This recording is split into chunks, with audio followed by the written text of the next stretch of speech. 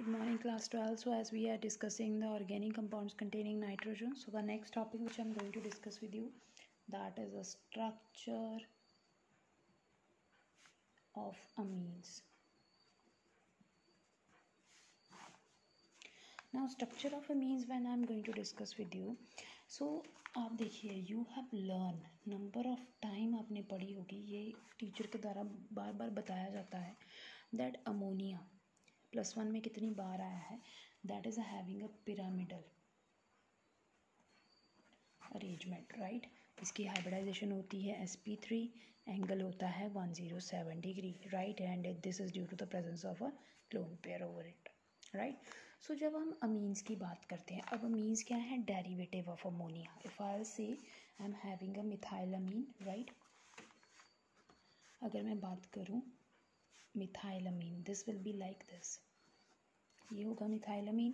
Okay, when I will talk about ethylamine, ethylamine की बात sorry डाइमिथाइलामीन की बात करें, सो डाइमिथाइलामीन will be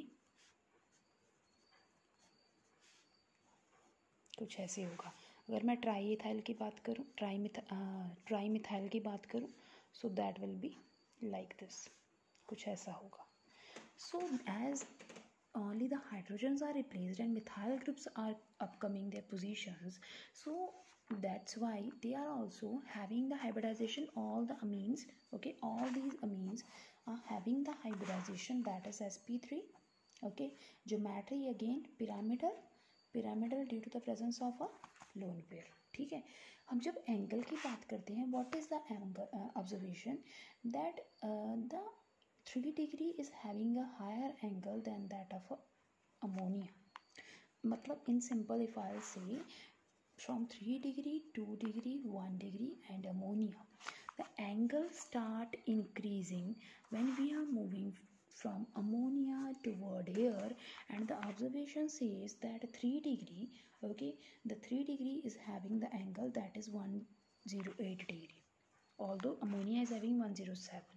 So there is a small change in the angle, that is the angle is increasing from ammonia when we are moving toward 3 degree. The reason for that here the bulky alkyl groups are present. मैंने यहाँ पे methyl use किया है, यहाँ ethyl भी हो सकता है, यहाँ प्रोपाइल भी हो सकता है, ठीक है, कोई भी हो सकता है.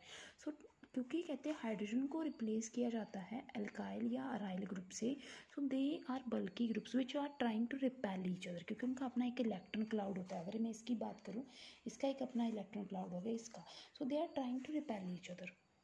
When they are trying to repel each other, so this what it does, it increase a little bit in the angle, okay, and that's why the observation says that 3 degree is having a higher angle than that of ammonia. और in general अगर तुम्हें कोई बोले तो तुम ये कह सकते हो कि angle in amines that is increasing when we are moving from ammonia toward 3 degree. The reason for that due to the bulkiness of the alkyl group, right? So this is about the structure. Rest तो आपको पता ही है, hybridisation वगैरह सारा आप करके आए हैं, so I not give the stress on that. उसके बाद नेक्स्ट चीज़ में और आपके साथ बात करने वाली हूँ इसी वीडियो में, ऑप्टिकल एक्टिविटी की.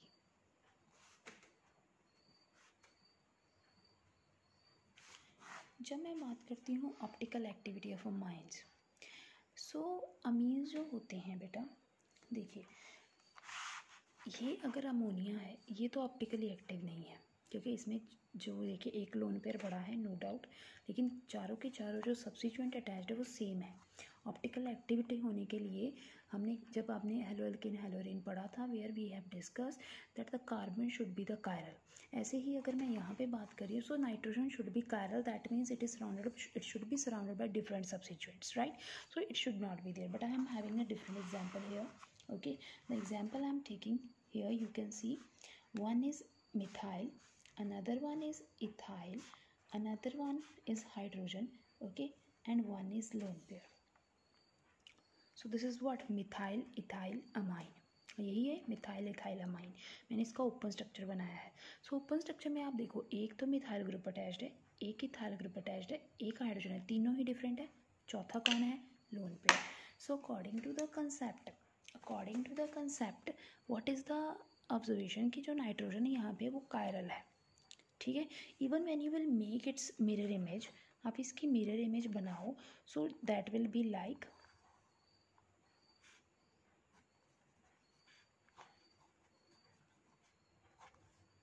ऐसी कुछ मिरर इमेज बनेगी इसकी।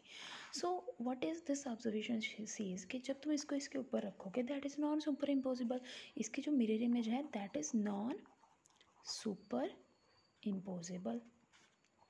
अब मिरर इमेज भी नॉन सुपर इम्पोजिबल है और इवन नाइट्रोजन जो है वो क्या है, कायरल। सो अमीन्स जो होनी चाहिए जिसमें डिफरेंट सब्स्टिट्यूएंट अटैच्ड हैं that should be what, optically active. But the answer is here, but this is not so. Now question arise why, क्यों होता है ऐसा, क्यों नहीं है ये ऑप्टिकली एक्टिव? होना चाहिए था but why it is not so? The reason for that is the presence of lone pair. Okay, now how this lone pair impact I will discuss on the next page. The reason for that कहते होता क्या है, जैसे हम observe करते हैं, देखो ये नाइट्रोजन है, ठीक है, यहाँ पे R1 अटैच्ड है, यहाँ पे R2 अटैच्ड है, मैं इन जनरल बात कर रही हूँ अभी, मतलब ये डिफरेंट है दोनों। थर्ड मान लो ये हाइड्रोजन अटैच्ड है और यहाँ पे लोन पेयर अटैच्ड है। So what this nitrogen, this is having which type of hybridization, sp3, right. So what happen, कहते होता क्या है, the lone pair that is doing like an umbrella, मतलब ये क्या, ये जो स्ट्रक्चर है the observation says that it does like umbrella, that ये फ्लिप फ्लॉप होना शुरू कर देती है। मतलब लोन पेयर क्या करता है, एक टाइम वो ऊपर है, ठीक है, नाइट्रोजन की अपर पोजीशन पे है, another time it will flip to the next position, ठीक है। सो जब वो नेक्स्ट पोजीशन पे फ्लिप करता है, एक मिनट ये वीडियो, सो जब वो नेक्स्ट पोजीशन पे फ्लिप करता है बेटा, सो आप देख सकते हैं कि जब वो फ्लिप करता है तो कहते हैं इसका अरेंजमेंट जो है that become like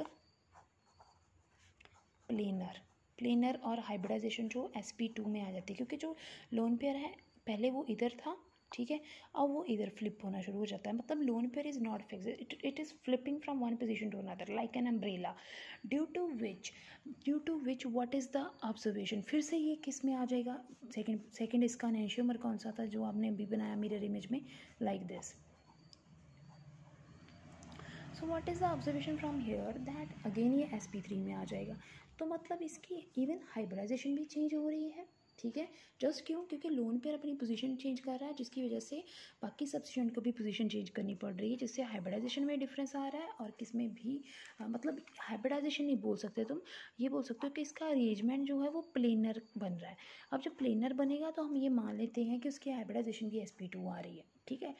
so due to the position of the lone pair is not fixed, flip कर रहा है, वो फ्लिप कर रहा है, इन्वर्ट कर रहा है फ्रॉम वन टू अनदर, ठीक है। इसी की वजह से यहाँ से किसी भी एनेंशियोमर को रिजॉल्व करना मतलब सेपरेट करना डिफ़िकल्ट होता है, जिसकी वजह से ये माना जाता है कि जो अमाइंस होते हैं with different substituent even they are optically inactive, I am not using the word active. So because they are difficult to resolve, just because of presence of lone pair, they show flipping, they are flipping from their actual geometry, due to which it is difficult to resolve those. Okay, and this is about the optical inactivity of amines. Okay, thank you very much.